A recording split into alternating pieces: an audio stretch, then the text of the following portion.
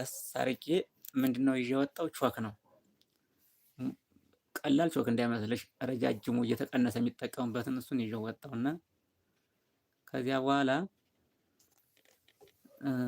በየበሩ በየትምህርት ቤቱ በር ማለት ነው አንዱን መምህር ከአንድ ተማሪ ጋር አንዱን መምህር ከአንድ ተማሪ ጋር ባልና ሚስት እያደረኩ ማለት ነው እየጻፍኩ በስዕል እየሳልኩ በስዕል እከሌና እከሌ እከሌና እከሌ እከሌና እከሌ እያልኩ ጽፌ አስቀመጥኩ። ከዚያ በየመንገዱ ሁሉ ድንጋይ ባገኘሁበት ሁሉ እጽፋለሁ።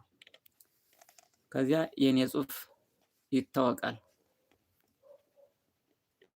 እና ተባልኩ ይሄ ጽሁፍ ያንተ ነው ተባልኩ። ኧረ አይደለም ብዬ ድርቅ ብለው ኧረ ማን ሰምቶኝ ነው። ከዚያ ወላጅ ከምንጠራ አሉኝ። ወላጅ ከጠራው እንግዲህ የአንድ ሰዓት ተኩል የእግር መንገድ ያለው ስራ ፈተው ነው ወላጅ የሚሄደው። ወላጅ ከምትጠራ እኛ ከምንቀጣ ሲሉኝ እናንተ ቅጡኝ አልኩ። ከዚያ በኋላ ቁምጣ ነው የምንለብሰው ቡታንታ የሚባል አለ። እሱን ለብሼ በላውን ትምህርት ቤቱን ተንበርከክ ዙረው ተባልኩ። 10 ቀን ነው ስትራፖ ያዘኝ 10 ቀን ማለት ነው። በቀላሉ 10 ቀን ይዞኝ ስትራፖ የዞርኩበት